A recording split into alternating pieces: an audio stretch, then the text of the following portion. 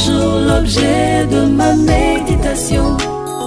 Ta parole me rend plus sage, car je l'ai toujours avec moi.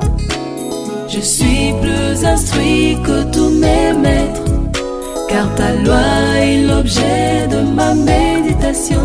J'ai plus d'intelligence que le vieillard, oh, oh, oh, car j'observe tes ordonnances, yeah. Je retiens mon pied loin de tout mauvais chemin, afin de garder ta parole.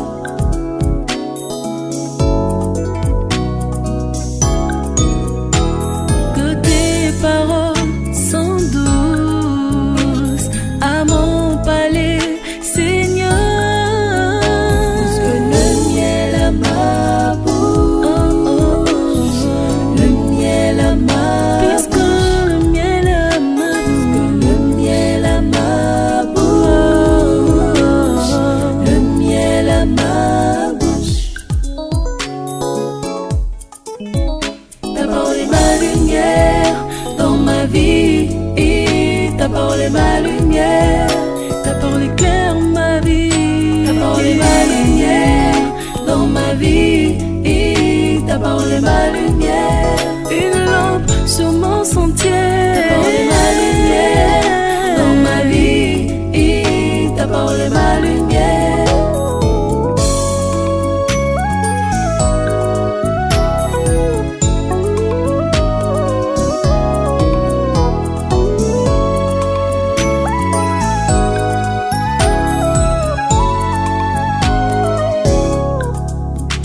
J'ai plus d'intelligence que le vieillard, oh, oh, oh, car j'observe tes ordonnances, yeah. Je retiens mon pied loin de tout mauvais chemin, afin de garder ta parole, oh, oh, oh, oh. Afin de garder ta parole, afin de garder ta parole, afin de garder ta parole. Je veux garder ta parole, afin de garder ta parole. Je veux garder ta parole, afin de garder ta parole, afin de garder ta parole, afin de garder ta parole,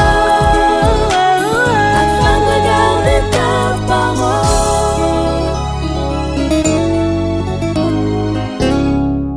Donc tout à l'heure là on va aller pour le baptême. D'accord, ta soeur va te trouver un cababou, même le cabas, lance le cabas. Et là on va aller, d'accord. Donc asseyez-vous, on continue pour la suite, parce que notre soeur a des questions. Bienvenue à nous à Yaoundé alors. C'est mon cas sera comme le cas de Philippe avec avec l'unique Éthiopien. je ne pouvais pas imaginer. Je dis que je vais encore l'attraper au camp et je vais le laisser attendre. C'est pas possible. Non, le Seigneur a tout disposé pour vous. Je t'expliquerai, je te montrerai la voie. Je t'assure. Donc voilà le frère Mars. Vous avez besoin de. Je crois que vous allez faire du moment où vous allez vous réunir ici. Vous pouvez venir de temps en temps. Il y a les frères Haché qui vont venir ici avec les frères La Gloire. Vous travaillez ensemble. D'accord? Tu as dit que tu viens quand pour nous? Je ne sais pas encore. Je ne sais pas encore si le Seigneur m'envoie. Il dit c'est mon prier, c'est moi qui m'envoie. Il a dit qu'il va venir faire une semaine à Yaoundé. Oui, mais il est question. Donc dès qu'il atterrit, la gente ici, là, il sort seulement pour rentrer. Ici on travaille bien, d'accord? Là c'est Yaoundé. Là maintenant vous pouvez annoncer n'importe qui qu'il est là, venez. Il veut venir pour cela. Oui. On passe dans la présence du Seigneur, on voit toutes ces choses-là de la Bible. On nous aime de là ici. Donc il n'y a pas de problème. Même d'abord on peut dormir comme cela, d'accord? On passe du temps dans la parole. On se sert même sur les lits partout. Voilà. Qui est content comme moi? Je suis plus que content. Je suis content. On peut continuer maintenant, n'est-ce pas? Je m'excuse. Ouais. C'est bon? Le coup de fil. Voilà. Dans la première partie, avant qu'on ne parte en pause, on a donné Actes des Apôtres chapitre 1 relativement à la question de notre sœur qui nous a posé la question, et puis donner Actes des Apôtres chapitre 1. Vous voyez, au fur et à mesure, il y a beaucoup de questions qui sont posées et les versets viennent au fur et à mesure aussi. Et là, par la suite, on a fait un crochet pour ceux qui servent à table, Actes chapitre 6, on a lu cela. Mais la pause, je vous ai demandé d'ouvrir Actes chapitre 1, on devait lire quelque chose là-bas. Donc, Pasteur Antoine, donc, a fini de répondre au coup du film. Vous voyez ces choses-ci, en voyant ça, il ne faut pas être déconcentré. Parce que quand vous sortez pour les coups de fil comme ça, là, il n'y a pas plus important que ces choses qu'on entend là. Bon, on continue, n'est-ce pas? Entre temps, y a-t-il des questions? On peut prendre une question par où là? Bon, dans ton cahier, moi je te pose la question. Avec tous tes cahiers comme ça, quand ton mari fait comment? Ton mari, qu'est-ce qu'il fait? Il écoute ça, il regarde, il dit quoi? Même bon, il ne croit pas beaucoup. Enfin, il se dit qu'il connaît beaucoup. Voilà. Que personne ne peut lui... Mais sinon, de temps en temps, il dit que oui, vraiment, je suis d'accord avec lui sur tel point. Ouais. Il est homme de Dieu aussi. Mais non, quand tu écoutes les enseignements, tu imaginais la personne comment? Non, je connaissais déjà. Parce que dans les enseignements, il est tout le temps en train de dire, comme je suis court. Exactement, c'est ça. Donc, j'imaginais. Et la face, c'est le jour où je sais pas si c'était avec on était en train de parler de Georges. Oui, qui avait... dont je suis allé dans le site de Jésus TV. Oui. Pour chercher. Que son visage. Son visage. Tu as vu l'image avec ma photo, avec le petit verre. Voilà. Tu as dit que c'est lui ici. Donc c'est lui là. Donc je connaissais déjà. Exactement. Oui. Moi aussi. Non mais quand tu as écouté donc, tout cela, tout ce que Georges a dit. Non, attendez un peu. J'ai même répondu là. Oui. J'ai répondu. J'ai dit que mais attendez un peu là. Mais je ne vois pas ce qu'il dit que la vérité. Parce qu'il parlait du fruit défendu qui est relation. J'ai dit que mais c'est logique. Moi, quand vous expliquez ça, moi je comprends et je trouve qu'il a parfaitement raison. C'est comme ça que j'ai envoyé, j'ai écrit. En tout cas, chacun va faire son rôle. Il va entrer là, il va entrer. Des questions? Bon, on ça va là, on peut continuer. Mais il y avait aussi quelque chose qui m'a un peu dérangé. Oui. Ah bon, pas dérangé. C'était la Sainte Seine. Oui. Allons-y. Bon, le soir, c'est bon. Oui. Effectivement, c'était le souper. Il a lavé les pieds des disciples. C'est vrai. Mais je me suis dit, s'il a lavé les pieds des disciples, c'était une façon de montrer l'humilité. Allons-y d'abord encore là-bas. Allons-y les lire. Ça aussi c'est l'humilité qu'elle lui montre. Allons-y, ouvrons ce qu'il est. Jean chapitre 13. Jean chapitre 13. Oh Seigneur Dieu.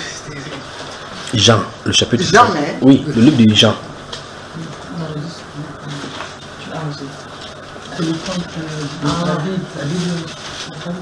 Jean, le chapitre 13. Vous y êtes? Oui. Puis c'est de là dont il est question par rapport à la scène. Prenons à partir du verset 6 rapidement, mon frère. Jean 13. Oui, à partir du verset 6, il va lire ici. Il vint donc à Simon-Pierre, et Pierre lui dit, toi, Seigneur, tu me laves les pieds.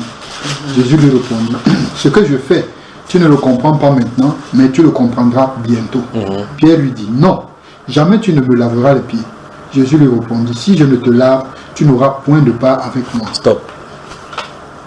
Si je te lave, tu n'auras point de part avec moi. Qu'est-ce que Jésus est en train de dire? Si c'est l'humilité qu'elle devra montrer. Parce qu'il a lavé pour tout le monde, il a lavé l'apôtre Pierre.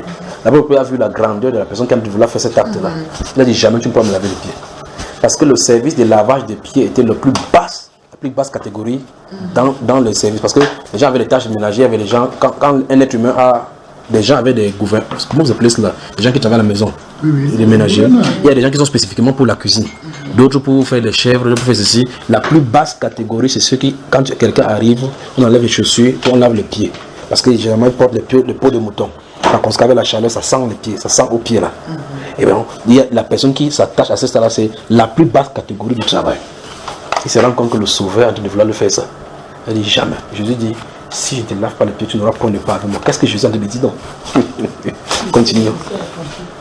Continuons. Oui. Verset 9. Simon-Pierre lui dit, Seigneur, non seulement les pieds, mais encore les mains et la tête. Donc c'est comme ça, c'est la condition. Si tu me laves pour qu'ils soient avec toi, laisse les pieds même seulement. Lave partout, même les têtes, même parler des pieds là. Donc on va revenir sur cet enseignement de ces jours. Mais je vais aller droit au niveau de l'expression. Est-ce que c'est l'humilité que je voulais faire qu'on comprenne ici? Allons-y. Jésus lui dit, celui qui est lavé n'a besoin que de se laver les pieds pour être entièrement pur. Oui. Et vous êtes purs, mais non pas tous. Oui. Car il connaissait celui qui le livrait. C'est pourquoi il dit, vous n'êtes pas tous purs. Après qu'il eut lavé les pieds, Et qu'il eut pris ses vêtements, il se remit à table et leur dit, comprenez-vous ce que je vous ai fait? Oui. C'est là où la question commence. Il a fini de laver, il allait s'asseoir, il a pris ses vêtements, il a mis. Puis il pose la question. Comprenez-vous ce que je vous ai fait? Oui. Continue. Vous m'appelez maître et seigneur, et vous dites bien car je le suis. Si donc je vous ai lavé les pieds, moi, le Seigneur et le maître, vous devez aussi vous laver les pieds les uns aux autres. Soulignez dans ça. Et vous encadrez le verbe devoir qui est là-bas. Verset 14. Donc, quand il a fini, il a donné l'enseignement concernant.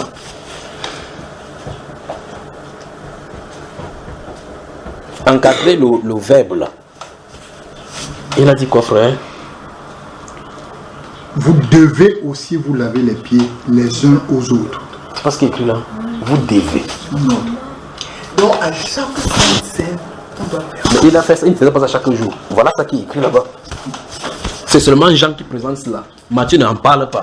Marc ne parle pas. C'est donc pour cela que c'est une facette où chaque personne décrit une personne. C'est tout. C'est le scénario de ce soir-là, mis ensemble, qui fait donc le jour. C'est tout le scénario qui est mis ensemble. Donc c'est pas c'est lui seul qui parle cela. Maintenant on continue, c'est pas fini. Car je vous ai donné un exemple afin que vous fassiez comme je vous ai fait. Il a fait comment? Qu'est-ce qu'il a fait? Il dit c'est un exemple. Vous devez faire comme j'ai fait. Je ne sais pas comment on peut trouver, comment on peut faire autrement. Puis il dit au verset 17. Donc on ne peut pas. Si, attends, non, regarde bien dans ta Bible. Verset 17 dit quoi? Verset 17 dit, si vous savez ces choses, vous êtes heureux, pourvu que vous les pratiquiez. Pardon? La pratique. Donc c'est une mise en pratique. La leçon de l'humilité. La leçon de l'humilité, les disciples avaient déjà assimilé. Il est à la fin de son séjour terrestre ici. Ouvrez Matthieu chapitre 20. Matthieu chapitre 20.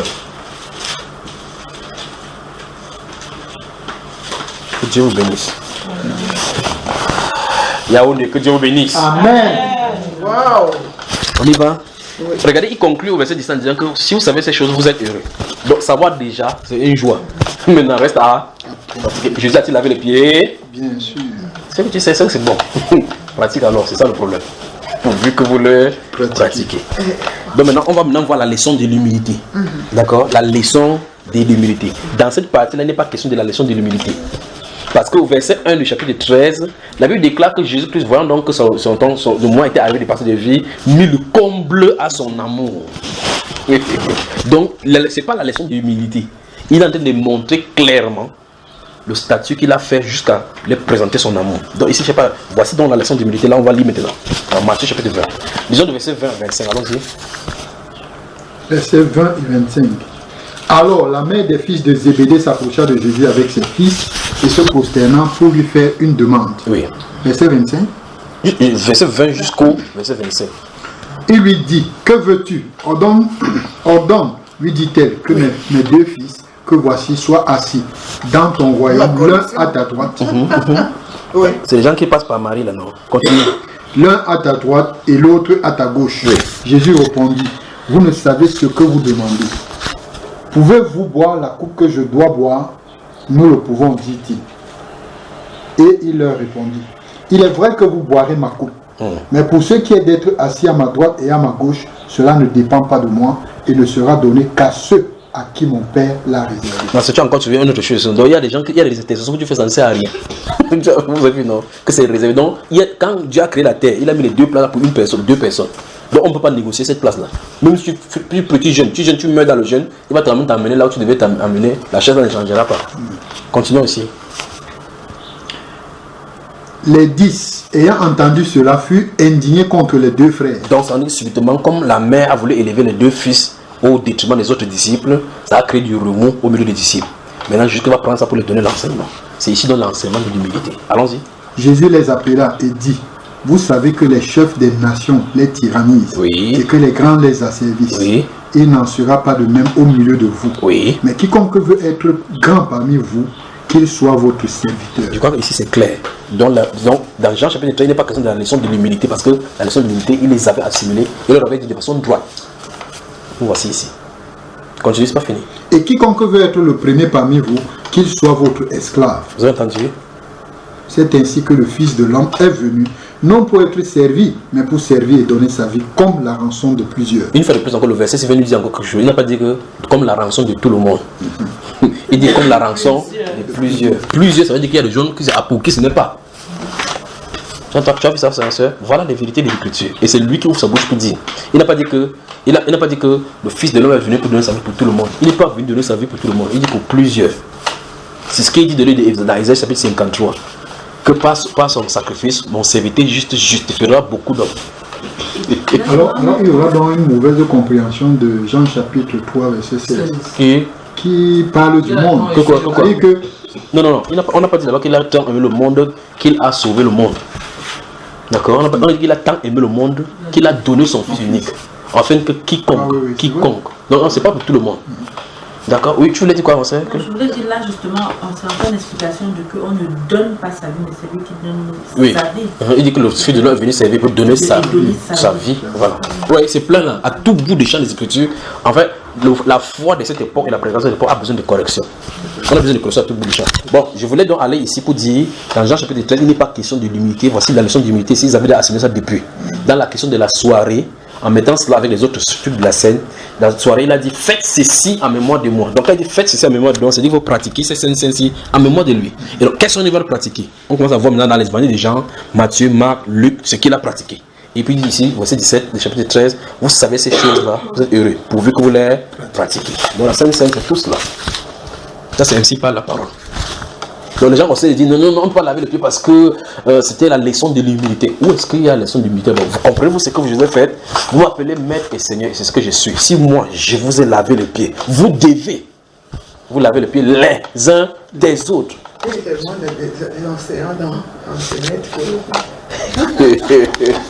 C'est ce qui est là-bas. Vous devez. Parce que là, il y a peut-être trop qui disait qu'il fallait prendre la Sainte-Seine tous les jours. C'est courage, hein? Tous les dimanches. Encore, c'est grave. Là, c'était même tous les jours. Et il expliquait. Non, il prend Acte chapitre 20, on dit qu'il persévérait chaque jour dans la Bible, on peut le prendre dans la maison. Ce n'est pas ce que la Bible a dit. Ce n'est pas la Sainte-Seine. Parce que c'est une mémoire. Faites ceci en mémoire de moi. La mémoire, c'est quoi? La commémoration, ça veut dire quoi? On commémore. Jésus est mort tous les jours. La commémoration, c'est un anniversaire. Et l'anniversaire, c'est quelque chose de périodique. Oui. Puisque Jésus, dans l'Ancien Testament, la Pâque était commémorée. Il dit que dans Exode chapitre 13, c'est ce que la Bible déclare. L'image de ça dit que vous célébrerez cela à chaque époque de l'année au temps fixé. Il dit chaque fois que vous allez célébrer cela, vous vous souvenez, quand vos enfants vous demandent que c'est quoi, vous dites que quand on était en Égypte, Dieu a fait comme ça. Non, c'est pour en souvenir de quelque chose. Jésus a dit faites ceci à un moment. La Bible dit chaque fois quand vous le faites, vous annoncez que juste ce qui vient. On fait cette année, s'il n'est pas venu, l'année prochaine on fait. L'année prochaine on fait, on annonce qu'il est d'arriver. C'est ce qui vient, pas vrai? Essayez de faire chaque jour, vous allez voir. Bien sûr. Il est mort combien de fois par an? Donc je crois qu'il y a vraiment là-bas la précision sur la Sainte-Seine. D'accord? Et la seule fête chrétienne, on en a parlé là-bas. Des questions? C'est grave. Bon, l'autre plan du dimanche, c'est quelle base? J'avais vu la célébration de la Sainte-Seine le comme c'est que c'est même Georges qui présentait cela. Non. Je n'ai plus compris. Là où je prêchais. Non, c'était un samedi, il a appelé, ça c'était avant, là, en 2000, je ne sais pas, en 2000 comment. Lui, dans Jésus de télévision. Oui. Alors, c'était parce que on devait célébrer. Il a dit, frère Junior, qu'est-ce qu'il faut faire? Il faut que ça présente en direct. Il n'était même pas préparé. J'ai dit, ok, présent là, on a mis l'ordinateur là-bas. Il a fait passer ça en direct. Donc, c'est pour ça que ça s'est passé. Donc, enfin, il n'y a même pas trop passé la connexion dérangée. Que ce soit n'importe quoi. Mes questions? Oui, ma chère. Oui, prenons ici parce que pour une fois n'est pas continuer. Si elle pose la question. Dans les églises, on s'arrête seulement à donner le pain et le foleret. Ou de la grenadine. Oui, le sirop. Le matin, non? C'est normal, c'est un petit déjeuner. C'est un bon petit déjeuner copieux pour que les gens ne dorment pas. Parce que dans là, les servants, ceux qui vont aller servir portent le blanc noir. Le pasteur porte le gandoura. On met tout en blanc, on couvre. On fait solennel. Tout le monde est sérieux ces jours-là, n'est-ce pas? C'est quand même vrai sérieux pour eux, mais c'est faux d'après la Bible.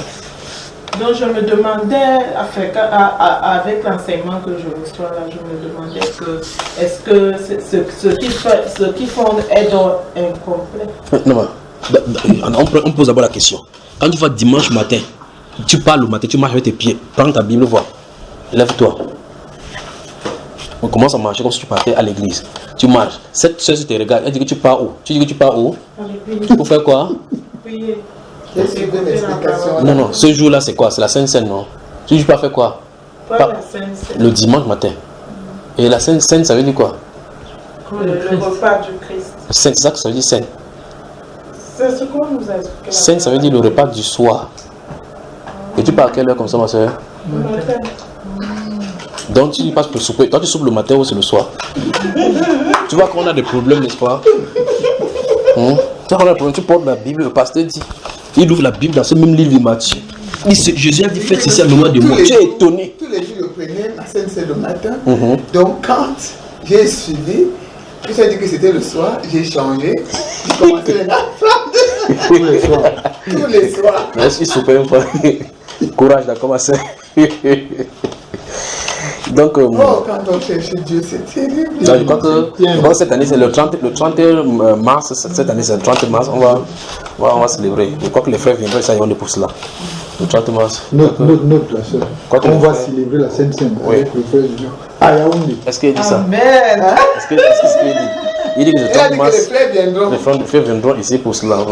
Il ne peut pas être partout au même moment. C'est le Seigneur qui a dit qu'il est partout au même moment. Donc, vous voyez effectivement qu'il faut que chaque chose que nous prenons. Je crois qu'il y a un autre enseignement là, le nettoyage issu des dénominations, la première partie. J'attends que Dieu me donne la deuxième partie.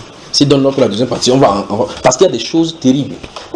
J'ai fait tout et tout pour que les gens me considèrent toujours comme le frère. Parce qu'il y a des choses que, si on dit, c'est que peut-être les cheveux, les gens vont se dresser. Donc c'est mieux qu'on va doucement. Regardons ces choses-là. Il faut corriger tout cela. C'est vrai, on a toujours fait ça. On a senti la chair de poule. On a fait cela, c'était bon. On a toujours fait comme ça. Mais il arrive un moment donné, il faut qu'on s'arrête. Il faut dire vraiment, je sais qui. Il faut qu'on s'arrête vraiment. Je sais qui. Voici la parole. Ces jours-là, il lève le gandoura. Il ouvre comme ça. On a déjà coupé le petit pain. Il lit là-bas que le jour-là, il prit le pain, il rompit. Lui, il a rempli le pain. C'est devant lui, noir et blanc. Il ne se pose pas la question. Il a rompu le pain. Après avoir rendu grâce. Ici, il a rompu le pain et puis il rend grâce. Et il a fait ça en mémoire de Jésus. Ah non, c'est quoi était important? Il faut être rigoureux dans la parole. Après cela, après le souper, il prit la coupe. Il prend ça. Il lit dans la Bible. De même, après le souper, il lit sa haute voix au micro. Le matin. Oui. Non, on a des problèmes. On a des problèmes. Donc, il prend une coupe. Ça, c'est chez les catholiques. Il dit de même, après avoir soupé, prenez, buvez. Il finit de dire comme ça, là, celui qui boit. Lui seul. Et la Bible est là devant lui. Ce qu'il a décidé n'est pas ce qu'il a dû faire. Les pasteurs pentecôtistes aussi prennent. Et même après avoir soupé, il prit la coupe. Les coupes sont là. Il dit qu'il prit la coupe. Il y a les petits gobelets là-bas. Il dit qu'il prit la coupe. Voilà les petits gobelets. Il dit buvez-en tous.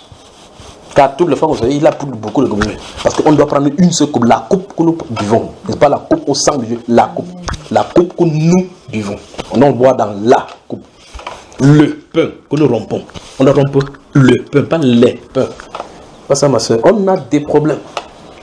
Et puis maintenant, les sœurs maintenant, qui ont enfilé le noir et blanc, passent partout et te font ça. Tu prends un peu de petit pain, tu prends le foulard, tu bois. Tu es calme, tu es sûr que tu as servi Dieu. Que Dieu nous vienne en aide. En tout cas, le gars est sur le piano là-bas, avec un peu de boucle ici. Et les lords. Petit là-bas, aïe aïe aïe, Jésus est bon. Natage.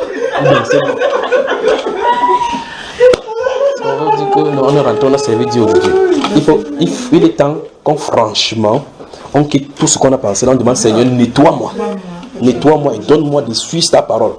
Si vous allez dans ce point-ci là, vous allez avoir deux réactions. Vous allez penser que soit vous êtes fou dans l'erreur, ou bien la Bible n'est pas vraie. Parce qu'on a tellement fait le faux que le faux a tellement eu le temps de s'implanter, de s'enraciner. Au point où quand tu vois la vérité dans la Bible, tu vois ce qui est prêché, tu as compris que c'est toi qui as le problème. Pourtant, en réalité, ce n'est pas toi qui as le problème. Parce que les Saintes Écritures disent ce qu'elles pensent et elles pensent ce qu'elles disent. Et c'est celui qui va tenir ferme dans les Saintes Écritures qui seront consistants avec le Seigneur. Pas en suivant les hommes. Vous voyez, là on en est. Il dit quelqu'un prend la coupe. Il se lève comme ça, il dit que de même, il lit dans la Bible, quelqu'un à sa droite en train d'arrêter la Bible, parce qu'il ne peut pas citer. Il dit de même, après avoir soupé, et lui, c'est un professeur même peut-être même de lettres, il enseigne aux enfants que le souper c'est le soir. Et là, il se trouve à 8h le matin. Il ne dit pas de même, même changer, même que de même après avoir déjeuné. Comme ça, il fait distribuer aux gens. Là, se trouve, on dit le fruit de la vie. Il a mis la grenadine. Il dit le fruit de la vie, il met la grenadine. Il donne l'important, c'est qu'on ne veut pas que la grenadine a la couleur du sang. Mais la Bible déclare que le jus du raisin, c'est le symbole de la droiture et de la justice. Il ne sait pas pourquoi ça doit être là-bas. Vous voyez là, on peut mettre le foléré. L'autre mettre le vin rouge. Les catholiques mettent le vin de messe, c'est transparent, circulant. Sucrant. Les enfants de messe, avant de le mettre, boivent un peu vol. Ils sont dans le vol, ils envoient les gens dans le vol, dans l'idolâtrie. Donc, si vous avez mangé là-bas, vous avez mangé chez Bézébé, de toute façon. Parce qu'il n'y a que deux tables, la table du Seigneur et la table de Bélial. Il y a une préoccupation. Comme vous venez de dire tout à l'heure, parfois on se dit... Elle peut parler fort, plus que ça fait. Elle peut vraiment parler. Elle peut vraiment parler fort. Ou bien elle est déjà fâchée comme je suis revenu ici à Yaoundé. Non, je ne suis pas fâchée, au contraire. Au contraire.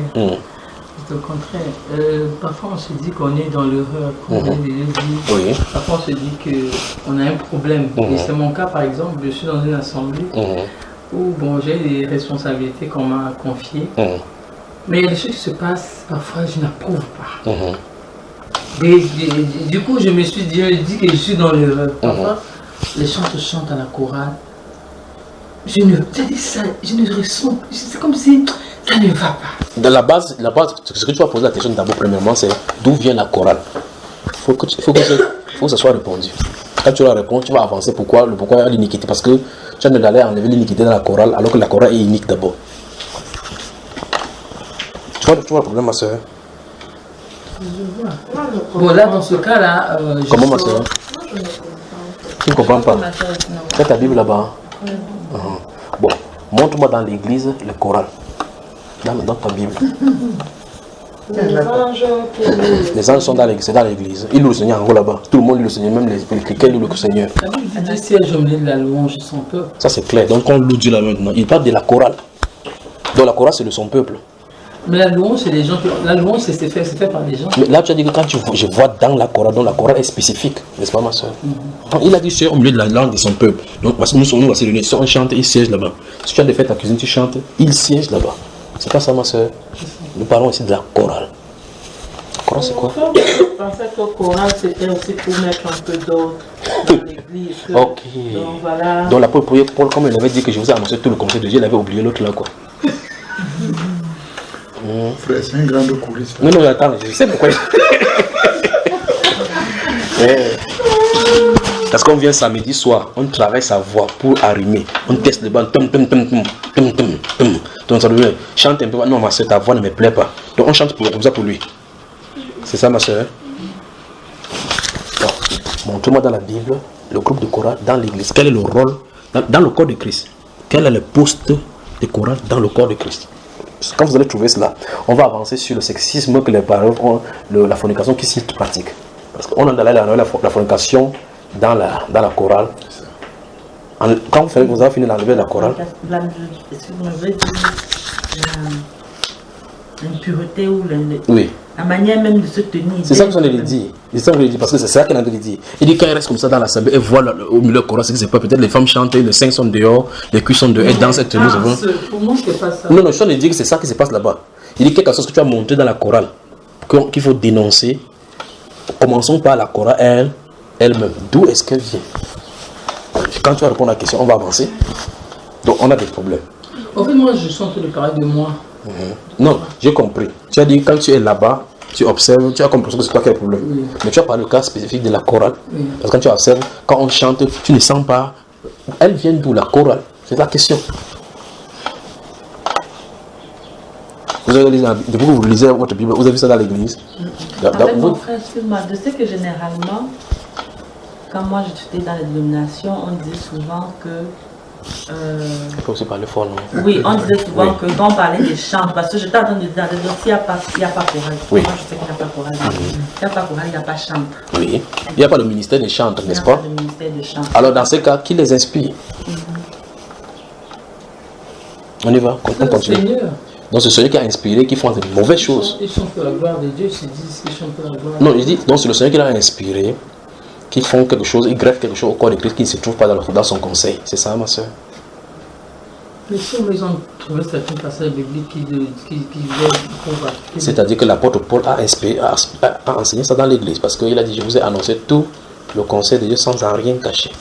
Et j'ai dit, vous avez dit, montrez-moi ça, vous n'avez pas vu. Donc ça dit, il y a une révélation cachée quelque part derrière les chantres. Bon, comme dans les psaumes, on dit qu'on chante. Comme par exemple dans le psaume, ça dit qu'il y avait l'église, dans l'église, dans les psaumes. Frère, Oui. quand dans Acte 16 là, Oui. Paul était en prison. Ça, c'est le groupe de chorale qui était tous les prisonniers qui chantaient. Voilà, donc tous les prisonniers étaient des choristes, c'est ça, non?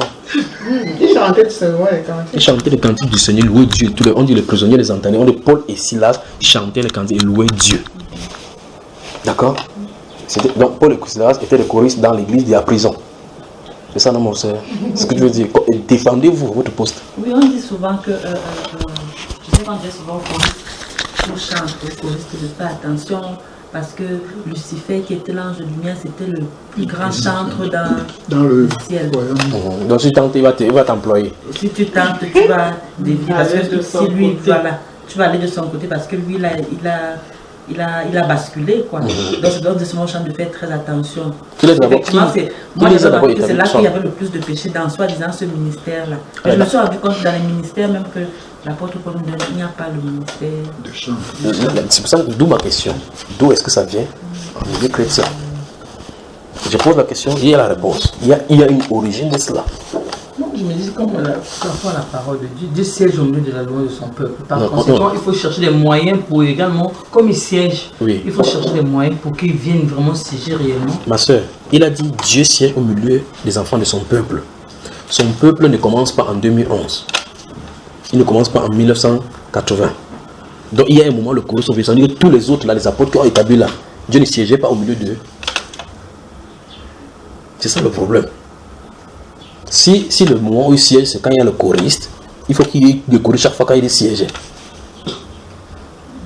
Ceux qui savent que l'autre avec les trompettes, l'autre avec les têtes. Ça c'est au choriste, qu'on adresse ça, c'est ça, non? les bassistes. Oui, les bassistes, oui, les solistes, et ainsi de suite. Les pianistes. La question qu'il pose, c'est au choriste, non?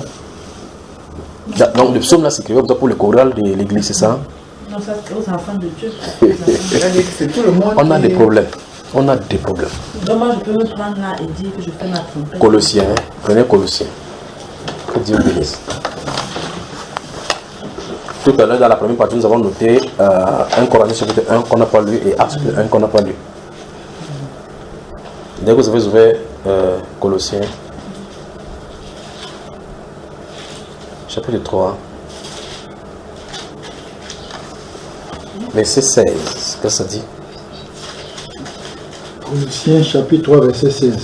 Que la parole de Christ habite parmi vous abondamment. Oui. Instruisez-vous, exhortez-vous les uns les autres en toute sagesse, par des psaumes, par des hymnes, par des cantiques spirituels, chantant à Dieu dans vos cœurs sous l'inspiration de la grâce. Tu as entendu ça, ma soeur? Tu as lu ça? On s'adresse à qui? Ça, c'est le Nouveau Testament. Et ça, c'est l'ordre, la personne qui annonce le conseil de Dieu qui en a annoncé ainsi. Il dit qu'on fait comment? Qu'on s'instruise et qu'on s'exhorte les uns les autres en toute sagesse par des psaumes, par des hymnes, par des cantiques spirituels, chantant à Dieu dans le groupe de chorale. Non, tu n'as pas la bonne version. Dans le cœur. Non, dans le groupe de chorale. Que le choriste anime. Vous anime l'ambiance. Tu as noté le verset. Allons-y, Éphésiens chapitre 5. Notez. Éphésiens chapitre 5. Cette fois-ci, Éphésiens chapitre 5. Verset 19. Qu'est-ce que ça dit? Éphésiens chapitre 5. Verset 10 et 9. 19. Entretenez-vous par des psaumes, par des hymnes et par des cantiques spirituels, chantant et célébrant de tout votre cœur les louanges du Seigneur. Ça, c'est à qui qu'on adresse? Au peuple de Dieu. Que Dieu vous bénisse. En ce temps-là, il siège. Oh là là, c'est terrible. En ce temps-là, il siège. Donc, c'est pas le bruit qu'on fait là, boum, boum, boum, boum, boum, là-bas, qui fait qu'ils viennent là-bas. c'est que ça doit être inspiré de lui dans le peuple. Donc en clair, il n'y a pas un ministère de chant. Parce que le chant est donné à tout le monde. Voilà le vrai problème. Le chant est donné à tout le monde. Dieu s'attend à ce que chacun loue le Seigneur de son cœur. J'ai le don de chant. Ma soeur, quand le pasteur veut construire son église, il dit ma soeur, à l'autre, Dieu t'a dit, prophète, Dieu, il a de faire son business. Il cherche des gens qui vont faire chaque tâche. Dieu, dans cette voie-là, il faut louer Dieu avec cela. D'abord, tu seras chef de chantre. La sœur. Comme on ne connaît pas la direction du Seigneur, on est sûr qu'on a de servir Dieu. Tu vas beau dire n'importe quoi, tu es comme David qui a d'aller porter lâcher, ça va tuer Usa. Le prophète va lui, quand il va se tenir là-bas, il va dire vous n'avez pas cherché Dieu selon sa parole. C'est simple. Des questions. Si vous ne me posez pas de questions, moi je vais vous en poser. Il y a encore. Moi je reviens Oui. On prend comment? Je reviens encore sur la question concernant l'appel. Oui, l'appel. Comment dois-je savoir mon appel? Comment répéter mon appel? Il y a un enseignement, je crois que les sœurs vont te donner cela concernant cette affaire d'appel. Il y a deux niveaux d'appel. Il y a le premier appel qui est donné par l'évangile. Ça, c'est l'appel pour qu'on entre à la maison. Comme quand la brebis est égarée, le maître vient dans le champ pour chercher. Mais, pour qu'il entende la voix de son maître.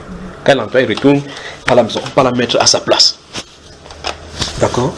Dans Romains chapitre 8, verset 28, il dit: nous savons du reste que toutes choses concourent au bien de ceux qui aiment Dieu. Virgule.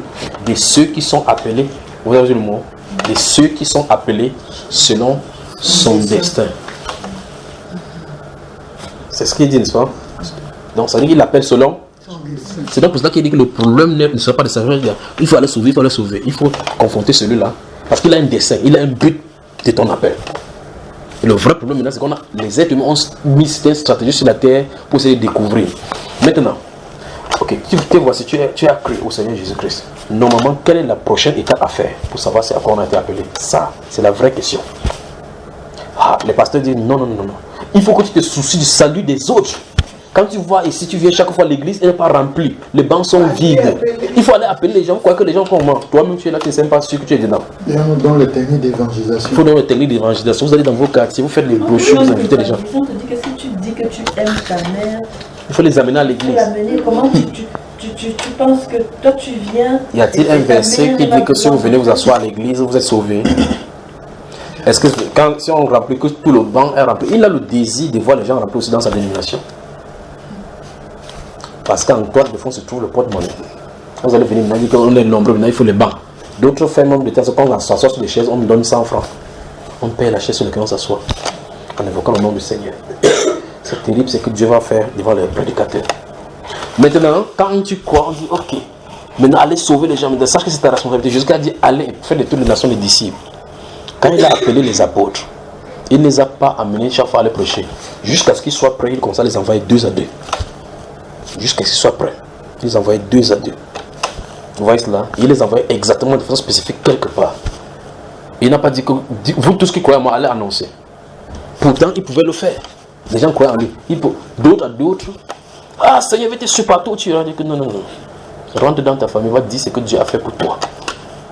À l'autre, l'autre dit Seigneur, il te suit partout où tu as. Pour le décourager, il dit que sache que tu te fais chez moi, il n'aime pas l'argent d'or. Il dit pardon, il n'a pas de fils de l'homme, il n'a pas de la tête, il n'a pas de la tête. Il dit ok, si c'est comme ça, il n'a pas de ministère, il ne vient pas. L'autre ne veut même pas. L'autre ne veut même pas. Il dit toi, suis-moi. Il laisse ce qu'il a dit de faire, l'argent qui comptait au péage. Il commence à le suivre comme un mouton. Il suit comme ça, jusqu'à ce que plus de 2 ans. Il bavarde qu'il sera difficile d'entrer dans le royaume car un chameau d'entrer dans le trou d'une aiguille. Après, il se pose la question du maître. Ça fait plusieurs années que nous avons abandonné pour te suivre. Ce sont des pères d'enfants qui travaillaient, qui abandonnent tout pour le suivre. Qu'en sera-t-il de nous? Il dit qu'il n'est personne qui, ayant quitté son père, sa mère, sa femme, ses enfants, ses terres, ses maisons, il dit à cause de moi et à cause de la bonne nouvelle. Regarde bien le mot. C'est ça qui les fait quitter. Quel homme ne te demande pas de quitter ton travail ou de quitter ton truc pour suivre Jésus? Il faut que ça soit une cause du Seigneur lui-même. Vous voyez cela? Il est venu vers Lévi. Il a dit Il n'a pas demandé que tu fais quoi ici. Il a dit, suis-moi. Il ne demande pas le renseignement sur ce que tu fais. Ce que tu en as fait parce qu'il est au courant de cela. Quand il a vu l'apôtre Pierre dans Luc chapitre 5, alors qu'il jetait le filet partout là-bas, toute la nuit, il lui a dit, jetez le filet, avançons en plein mer, après il va parler aux gens en bordure de la mer. Après il dit, avançons en eau profonde, jette le filet. Il a commencé à dire que nous avons pêché toute la nuit, on est spécialiste de pêche. Toute la nuit, dans la zone, s'il n'y a pas de poisson, jette le filet. Le mot jette le filet a un sens dans la connotation spirituelle. Jette le filet. C'est le Seigneur qui sait celui qu'il va attraper. Il connaît celui qui est là-bas. Jette le filet. Il jette le filet, c'est ça. Il sent qu'il y a un poisson, c'est ça. Il guette son frère, c'est le rêve. On était ici toute la nuit, il n'y a pas l'eau. Il tire, le poisson est là. Il reste moins tranquille. Pierre a compris. Là, il n'a pas parlé à la côte de Pierre que veux-tu me suivre. Il reste tranquille. Pierre venait jeter à ses pieds que c'est toi. Éloigne-toi de moi. Toi, tu avais déjà d'onction là. Pas toi seulement. Je suis un pécheur. Pas pécheur de poisson. C'est parce que pécheur, c'est quelqu'un qui vit dans le péché, dans le dérèglement. Il dit, désormais, je te ferai pécheur d'homme. Il dit, désormais, je te ferai pécheur d'homme. Nous parlons de l'appel là. Ça pose problème. Regardez, il le rencontre. Quand ce scénario se passe, il dit, désormais, tu seras pécheur d'homme. Donc, ça veut dire qu'à partir de cet instant-ci, sa direction de la vie, c'est pour faire quelque chose. C'est seulement ça qu'il doit faire. Parce que dans le plan de Dieu, c'est ça à quoi il a été appelé à faire. Mais le vrai problème, c'est que quand Jésus l'appelle là physiquement, ce n'est pas à ce moment-là. Jean chapitre 17.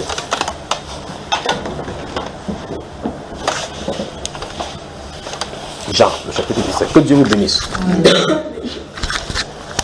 Il faut suivre l'heure. Il est quelle heure? Oui, il est 17 h moins 20. Ok, donc à 17 h, il faut qu'on sorte avant que la nuit ne tombe pour aller baptiser. Ok, que Dieu vous bénisse. Donc, tu prends déjà le dispositif. Alors, nous sommes dans Jean chapitre 17. C'est même vieux. Non, ne t'inquiète pas, même le 9. Ils sont baptisés en blanc, non? Jean chapitre 17. Parce que vous savez, dans la parole, si on plonge là, comme ça, on peut se retrouver comme ça là.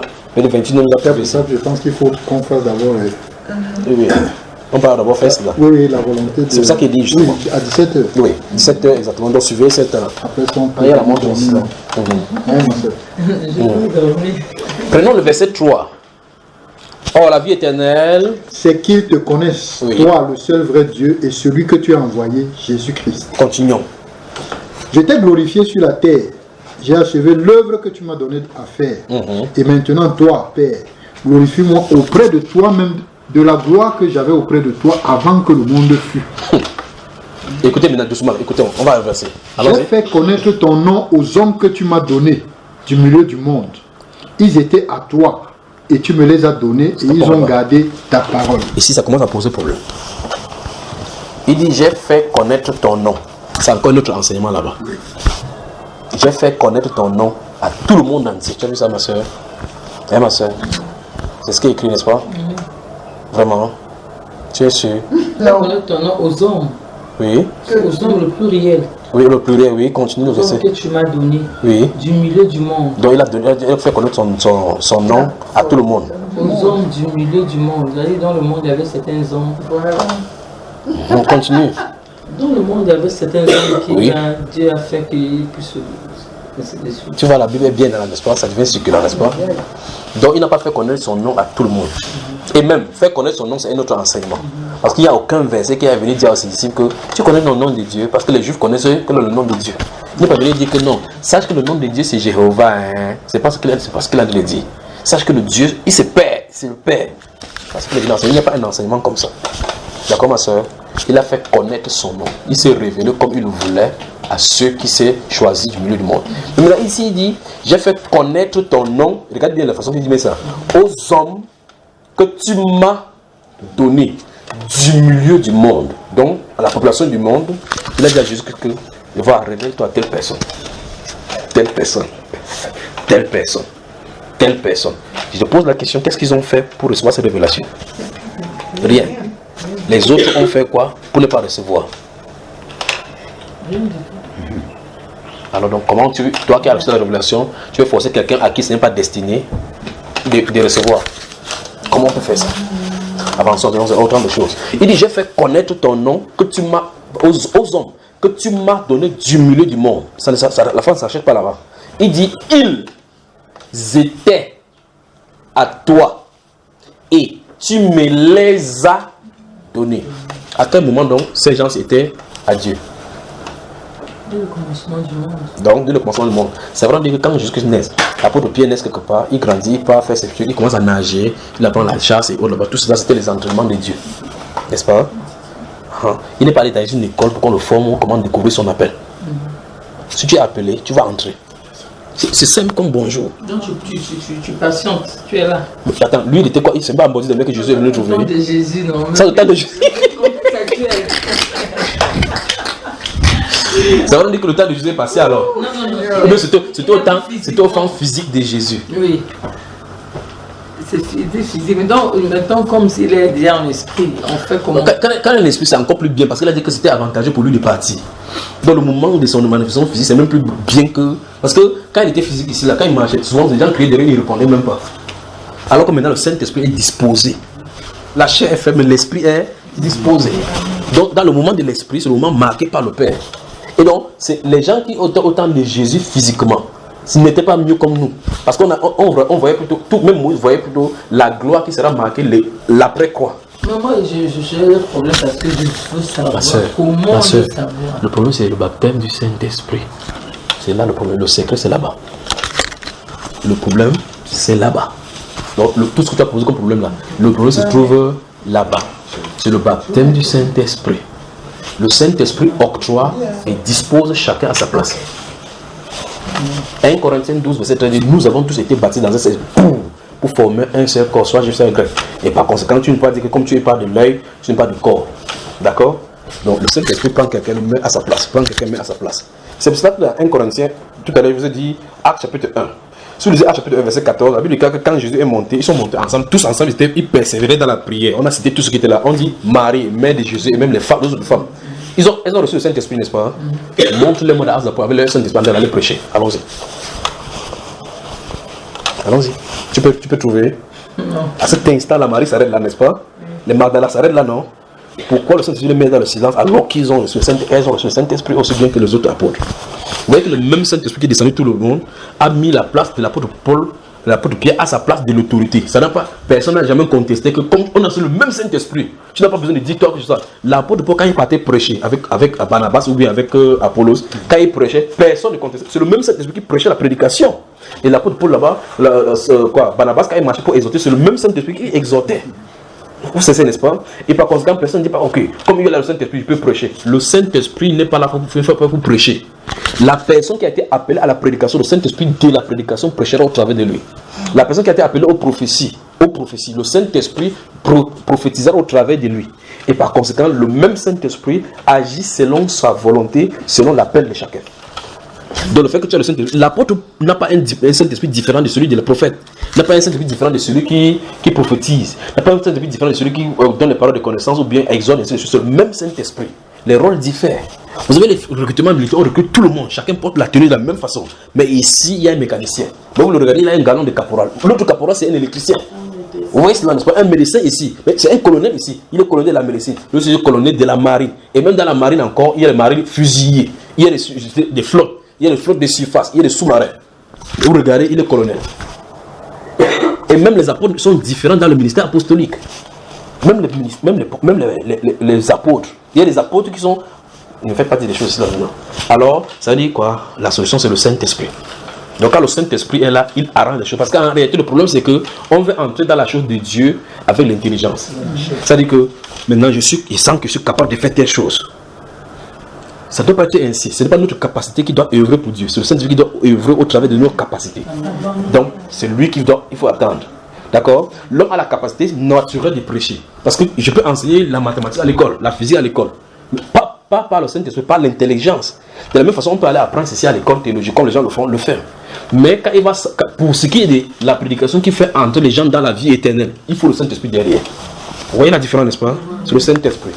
Oui, pour la dernière préoccupation. Oui. Tu sais que c'est la dernière, parce que quand je parle, ça va se produire encore l'autre. J'ai un problème concernant les dons spirituels. Oui. Parce que moi-même, je ne sais pas. Il y a 5 enseignements concernant les dons et les appels. Le Seigneur va te donner tous les dons des enseignements. Oui. Non, pose la question. Peut-être ça peut donner une autre direction. Oui, bon, j'ai un problème concernant les dons spirituels. Oui. Parfois, je connais pas mon don. Moi, j'aimerais vraiment connaître. Tu veux connaître ton don. Regarde comment ça regarde bien dans les yeux. Une fois de plus, je viens de répondre à cette question. Le don spirituel est donné par le Saint-Esprit. Donc il n'y a pas de don sans Saint-Esprit. Parce que le don, ça veut dire charisme. Je dois connaître c'est quoi. Non, avant ça, il faut le Saint-Esprit. Bien sûr. Tu ne peux pas dire le Saint-Esprit, dire que qu'est-ce que le Saint-Esprit va me donner. Il faut qu'il soit là. Quand il est là, il t'octroie. Voilà le problème. Le premier, c'est le Saint-Esprit. Tu comprends la façon dont je viens de parler. Bon, maintenant, si j'ai le Saint-Esprit, enfin, tous sans exception dans la Bible savaient ce qu'ils faisaient, pas vrai? Pourquoi donc aujourd'hui il y a l'ambiguïté? Parce que les gens ont sémé beaucoup de choses là-bas, les livres qu'on écrit, qu'on a tout ceci, fait ceci. La Bible a été donnée une fois pour toutes. Quand ils écrivaient les livres, ils ne vendaient pas. Et aujourd'hui, on croit que Dieu va utiliser le livre pour changer la vie des gens. Et donc, on prend le livre, on met à la place. Vous allez chez les chrétiens, ils lisent beaucoup plus de livres. Comme vous avez parlé de Rick Warren. J'ai acheté son livre. 40 jours, quoi. 40 jours, je passe 40 jours, je jeûne, je vais. Ça a changé. Une vie motivée par l'essentiel. À la fin, il te parle de l'évangélisation, que voilà les choses qu'on va demander. Rick Warren, oui, au 40e jour. Donc, quand tu dis que, mais oh, je sais. Bon, alors 41 jours, qu'est-ce qui est arrivé? Non, enfin, le 40e jour, enfin, il fallait évangéliser. Bon, tu as là l'évangélisation, tu as écrit les banderoles là-bas. Maintenant, qu'est-ce qui a arrivé? Et donc, je n'avais pas de. Bon, reviens donc ici, ma soeur. Oui, c'est pas possible, oh mon Dieu. Si tu lis Actes des Apôtres, 57 fois on parle de l'esprit là-bas. C'est l'esprit qui conduit l'église. Jésus, notre Seigneur, quand il a fini de donner les instructions dans Matthieu chapitre 28, que nous avons lu dans la première partie ici, a dit aux disciples dans Luc chapitre 24, c'est pour ça que je vais donner Luc chapitre 24 en complément de cela. Il dit, attendez jusqu'à ce que vous soyez revêtus de la puissance d'en haut. Dans le Saint-Esprit, vous ne pouvez pas fonctionner. Il dit, et vous serez mes témoins. Vous recevrez une puissance. Après que le Saint-Esprit soit venu sur vous, et vous serez mes témoins. Ok, je m'en vais témoigner. Témoigner Jésus. Témoigner Jésus sans le Saint-Esprit, c'est une vie de mensonge. Ok. Témoin, Jésus-Christ guérit. Vraiment, il guérit. Prouve. Donc, il a fait dans la Bible. Il a fait ça, Satan connaît ça. Il a fait dans la Bible. Tu connais la femme a perte de sang. Il a guéri. Oui. Il a dit, ceux-ci seront, vous serez mes témoins. La Bible déclare dans Hébreux chapitre 2, verset 4, que comment échapperons-nous en négligeant un si grand salut qui d'abord annoncé par les disciples du Seigneur ont été confirmés par ceux qui ont reçu, et le Seigneur appuyant leur témoignage par des paroles et par des miracles et des différents dons du Saint-Esprit envoyés du ciel. Leurs paroles par les témoignages. Donc quand ils témoignent, le Saint-Esprit accompagné. Donc prêcher la parole sans le Saint-Esprit est équivalent à quelqu'un qui va en guerre avec le fusil non chargé. Tu vois l'ennemi, tu dis oh les mains. Il fait comme ça là. Quelqu'un fuit, il dit tu fais ça, ça fait crac crac. Et qu'ils entendent que tu as fait crac crac, il n'y a pas de balle. Tu vas leur dire ce que tu fais là-bas. On est en territoire ennemi. Jésus, sachant cela, nous a dit qu'on attend. Il a dit restez à Jérusalem jusqu'à. Pendant qu'il restait à Jérusalem, il dit vous pensez que quelqu'un n'est pas mort à Jérusalem? Vous pensez que quelqu'un n'est pas décédé? Ils n'ont pas dit que merde, on va rester comme ça, les gens périssent dehors. Allons sauver les gens. Tu vois comment pour que quelqu'un entre dans le royaume de Dieu? Avec les mains. Bien l'évitant qui vient dans le lieu de prière. Quand quelqu'un vient dans le lieu de prière, il entre dans le royaume. C'est le Saint-Esprit qui amène les gens dans l'église du Seigneur Jésus. Et le Seigneur ajoutait chaque jour à l'église ceux qui étaient sauvés. Le Seigneur ajoutait chaque jour dans l'église ceux qui étaient sauvés. Donc l'église est ajoutée, l'église est constituée des sauvés, pas des sympathisants. Les membres qui viennent pour voir s'ils vont être sauvés. Comment ça, ma soeur? Le Seigneur ajoutait chaque jour à l'église ceux qui étaient sauvés. Des questions?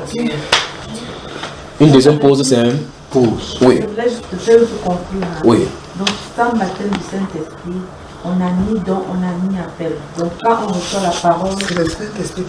la parole, et qu'on entend la voix du Seigneur, qu'on reconnaît sa voix, en attendant ce moment-là, on réfléchit seulement avec nous. Je pourrais plutôt dire ceci. Où est-ce que tu vas avec la lampe sans huile dedans? Où est-ce qu'on va avec la lampe sans huile? Il faut qu'on réponde à cette question, n'est-ce pas? À tout à l'heure. Oui, mon frère. Tu vois que tout à l'heure, tu avais dit que c'est une dernière proclamation. Moi, supposons que moi, j'ai dans le Saint-Esprit. Oui. Non, si tu as dans le Saint-Esprit, tu n'auras pas l'ambiguïté. Parce que ceux qui ont le Saint-Esprit connaissaient leur attache. C'est ça qu'elle dit qu'elle suppose. Non, il dit si. On est dans la même supposition. J'ai dit que j'ai le Saint-Esprit. Tu as vu que c'est une peu une supposition. Ça veut dire qu'elle a compris la question que tu posée. Non, ok. Je voudrais que vous répondiez comme moi. Oui. Moi, je me dis. Oui. j'ai le Saint-Esprit. Ok, tu t'es dit, oui. On va confronter cela maintenant à la parole. Oui. C'est simple. Je dis j'ai le Saint-Esprit et je vous parle parce que je me dis que ça peut être les hallucinations ou encore, moi je peux parler un peu de mon don parce que j'ai le Saint-Esprit. Oui. Je suis convaincu que j'ai le Saint-Esprit en moi. Oui. Et je peux dire que j'ai un don. Oui. Est-ce que je suis pas en mesure de le dire? Non, tu peux le dire. Parce que l'apôtre Paul dit qu'il ne suis pas apôtre, n'ai-je pas vu le Seigneur Jésus? Il savait de quoi il est question. C'est pour ça qu'il dit, si vous mangez l'ondolé, vous savez que vous avez mangé l'ondolé. Okay. Mais il faut qu'il voit vraiment, si vous me décrivez l'ondolé, je vais me tourner vers une doigt et dire, c'est qu'elle dit là, c'est l'ondolé. Donc, si tu parles du Saint-Esprit, la façon dont vous avez reçu, je vais me tourner vers la personne appropriée pour demander si d'après, c'est toi ici, et cette personne-là, c'est là. D'accord? À tout à l'heure. Amen. Que Dieu te bénisse. On part pour le baptême. Je m'appelle de... Oui, je peux te